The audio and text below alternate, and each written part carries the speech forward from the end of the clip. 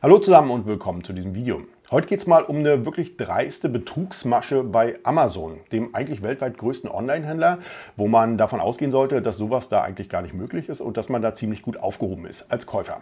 Drauf gekommen bin ich, da ein guter Freund mich um einen Rat gebeten hat zum Kauf einer Kamera. In dem Fall interessiert er sich für die Canon EOS RP. Marktpreis im Moment so der Body um die 1400 Euro. Jetzt gibt es derzeit Angebote bei Amazon, 715 Euro, den Body. Er hat mich angerufen, hat mir gesagt, Mensch, super Angebot, kannst du das mal angucken, kann man das kaufen. Ich bin dem Ganzen mal nachgegangen und habe dann schnell festgestellt, dass hier wirklich das Ganze auf Betrug beruht. Also, deswegen, wenn ihr wissen wollt, was ihr auf gar keinen Fall bei Amazon machen solltet und auf welche Angebote ihr auch überhaupt gar nicht eingehen solltet, um nicht Opfer solch eines Betruges zu werden, dann bleibt dran, denn das erkläre ich euch im Video.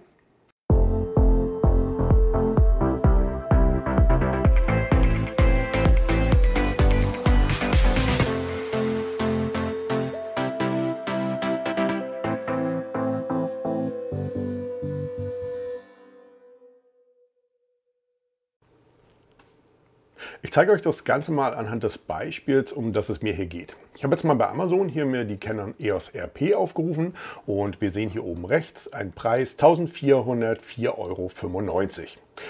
Und dann sehen wir hier unten neu und gebraucht ab 792. Das ist jetzt nicht so ungewöhnlich, denn es ist normal, dass zum Beispiel auch Amazon einen Warehouse-Deal zum Beispiel auch hier drüber anbietet. Das heißt, ihr könnt dann hier anklicken und bekommt zum Beispiel über einen Warehouse-Deal ein vergünstigtes Produkt, was zum Beispiel schon mal zurückgeschickt wurde, vielleicht nochmal neu verpackt wurde etc. für schon mal einen günstigeren Preis. Aber wenn wir jetzt in dem Fall hier raufgehen, dann sehen wir, dann bekommen wir hier Angebote ab 715 Euro. Und dann sehen wir hier Beschreibung, gebraucht wie neu von der Firma Freirabatt GmbH. Sieht jetzt erstmal alles ziemlich gut aus, denn ich gehe ja davon aus, dass wenn ein Händler, auch ein Dritthändler vielleicht, über Amazon etwas anbietet, dann ist der von Amazon geprüft. Ich meine, wenn ich heute irgendwas brauche, ich möchte eine Kreditkarte oder irgendwo was verkaufen, dann muss ich zumindest ein Postident-Verfahren, ich muss eine Kopie von irgendwas geschickt haben, ich muss einen Gewerbeschein eingereicht haben, etc. Bei Amazon ist das offensichtlich nicht der Fall. Denn wenn wir uns das Ganze mal ansehen, dann gehen wir mal hier drauf und holen uns mal ein paar Informationen über diese Firma selber, über den Anbieter. Und dann sehen wir hier schon, steht hier oben, bitte beachten, wenn Sie kaufen möchten, kontaktieren Sie uns mit genauem Produkttitel oder ASIN unter info@rabattes.de. So eine E-Mail-Adresse mit einer entsprechenden Internetseite hinten, in dem Fall rabattes.de, suggeriert einem ja dann auch, okay, da gibt es auch eine offizielle Website dazu, das funktioniert. Wenn man uns jetzt mal, wir wechseln mal hier schnell, rabattes.de eingibt, dann seht ihr schon, diese Website wurde nicht gefunden, denn die gibt es nämlich auch überhaupt gar nicht. Das Ganze geht weiter. Hier unten steht eine Firmenadresse. Geschäftsname ist World, hast du irgendwas gesehen, SL, die gibt es schon mal überhaupt gar nicht. Ich habe sie zumindest nirgendwo gefunden. Auch die Handelsregisternummer, das kann man online prüfen, die hier steht, habe ich überprüft, ist nicht zu finden. Das gleiche gilt mit dieser Geschäftsadresse. Es gibt die Meininger Straße 85, aber nicht in Neuenkirchen, in Thüringen und auch nicht unter der Postleitzahl. Also Adresse, also entweder haben die es nicht geschafft, ihre Adresse so zu publizieren oder irgendwo einzutragen oder es ist ein super Neubau, wovon ich aber nicht ausgehe, sondern ich gehe einfach mal davon aus, dass die Adresse hier völlig frei erfunden ist. Was passiert jetzt, wenn ihr hier drüber zum Beispiel bestellt? Das heißt, man könnte ja das Ganze jetzt hier in den Warenkorb legen, 715 Euro. Dann wird in der Regel Folgendes passieren. Ihr bekommt eine E-Mail, in der Regel vom Anbieter, und das ist hier das Schwierige. Ihr bekommt eine E-Mail über das offizielle Amazon-Kontaktformular und in der wird euch in der Regel suggeriert, dass eure Zahlung, irgendwas hat mit eurer Zahlung nicht funktioniert, aber kein Problem, für den super tollen Preis von 715 Euro kannst du die Kamera natürlich haben, wenn du direkt an den Partner überweist. Jetzt sagen natürlich viele, ja, wie kann man denn so blöd sein, irgendwo anders zu überweisen? Aber das Ganze wirkt natürlich recht offiziell, denn du kaufst ja über Amazon und gehst dann da auch von aus, ich habe den Kauf hier getätigt, ich hatte das im Warenkorb, habe es bestellt, jetzt kriege ich eine E-Mail über das Kontaktformular direkt auch von Amazon, das wird schon so seine Richtigkeit haben. Problem ist hier aber, wenn ihr hier eine Überweisung tätigt, dann ist euer Geld quasi weg. Denn ihr habt es nicht über das Amazon-Bezahlformular, also über das ganze Bestellformular überwiesen, sondern ihr habt selber eigenständig eine Überweisung an irgendjemanden getätigt. Überweisung könnt ihr in der Regel nicht zurückholen und diese Firmen, die es dann nirgendwo gibt, wo auch immer dann diese Konten sind, das werdet ihr nicht zurückerhalten. Das Gleiche funktioniert auch, wenn ihr die anschreibt. Ich habe mir mal den Spaß gemacht, habe die angeschrieben. Ich habe dann auch sehr schnell eine Antwort bekommen und die Antwort war wie folgt. Artikel ist wie neu, Werksverpackung wurde für einige Präsentationsbilder geöffnet. In der werkseitig versiegelten Verpackung mit 24 Monaten internationaler Garantie.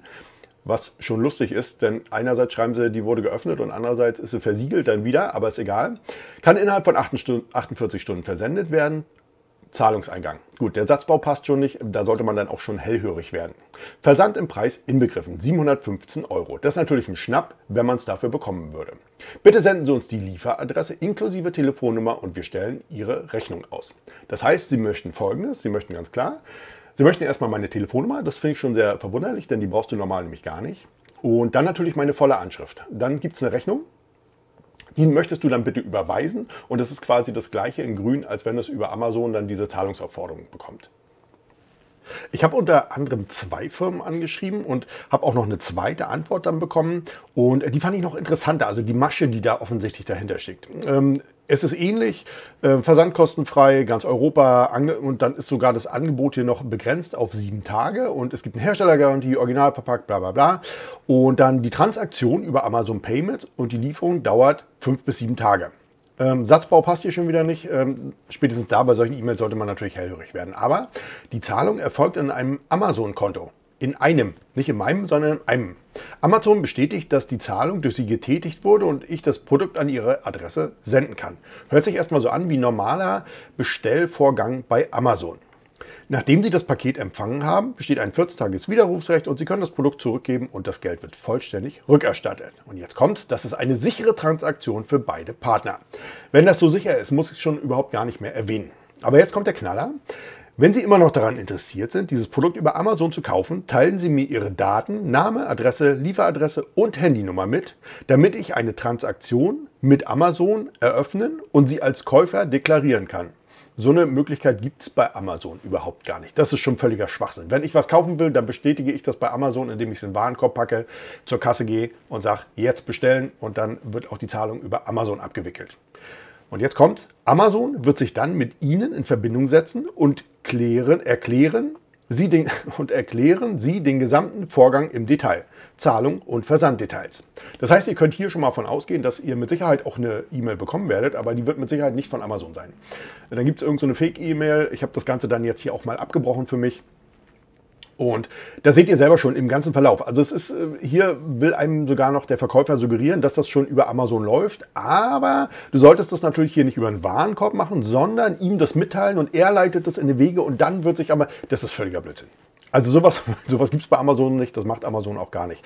Da seht ihr, einfach Finger von lassen. Ich wollte es auch eigentlich nur mal zeigen, wie darauf reagiert es, wenn man die wirklich tatsächlich anschreibt.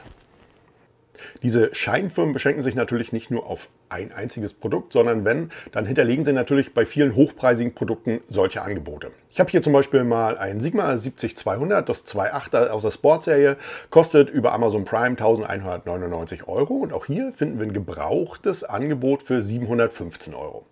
Und wenn wir dann hier raufschauen, dann finden wir hier wieder unsere freie Rabatt GmbH. Genau das gleiche Spiel, 715, haben sich nicht mal die Mühe gemacht, hier noch den Preis sogar anzupassen. Also, wenn euch so ein Angebot über den Weg läuft und ihr seht, die sind natürlich überall bei Artikeln, wo es sich lohnt, das sprich bei etwas hochpreisigeren Artikeln, wo man dann schon bei der Hälfte sagen könnte, oh super, da freue ich mich drauf auf das Produkt und vielleicht auch dann Gefahr läuft, dass man doch drauf hereinfällt. Es gibt im Leben mit Sicherheit Situationen, wo man im Nachhinein dann sagt, ja, das hätte ich doch sehen müssen. Aber man ist dann vielleicht so euphorisch und auf eine Sache fixiert, wo man sagt, oh, für den Preis, da brauche ich den Artikel. Und na klar, es läuft ja über Amazon, ist ja ein geprüfter Händler.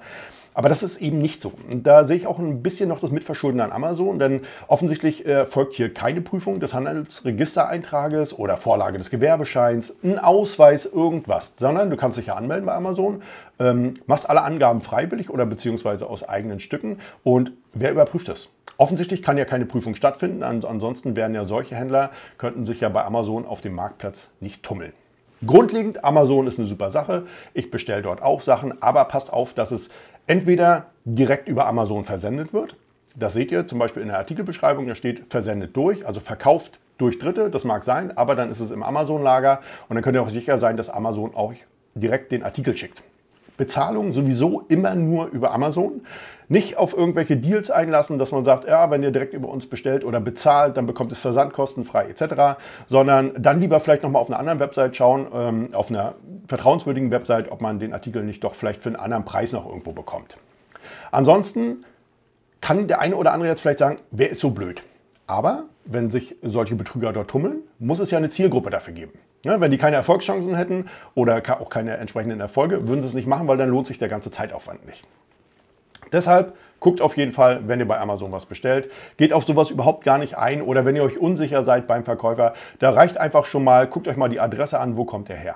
Manchmal auch Irland, habe ich auch schon eine Limited-Gesellschaft, auch schon in der Beschreibung gefunden. Könnt ihr auch die Finger von lassen. Limited haftet mit einem Pfund Sterling Silber, da seht ihr niemals euer Geld. Selbst wenn ihr die verklagen würdet, haften die eben, die haben keine Haftungsgrundlage. Da könnt ihr, selbst wenn ihr einen Gerichtsbeschluss nachher habt oder ein Urteil irgendwo, dann habt ihr nichts, wo ihr pfänden könnt von denen. Da seht ihr euer Geld nie wieder, lasst da die Finger von.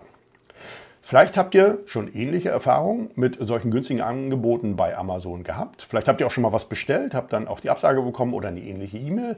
Dann lasst mir gerne mal einen Kommentar dazu da, würde mich wirklich interessieren. Ansonsten, wenn euch das Video gefallen hat, ihr vielleicht ein bisschen Informationen da mitnehmen konntet für euch, dann lasst mir gerne einen Daumen hoch da. Und wenn wir uns künftig in einem meiner neuen Videos wiedersehen wollen, dann abonniert doch einfach meinen Kanal. In diesem Sinne, bis dahin.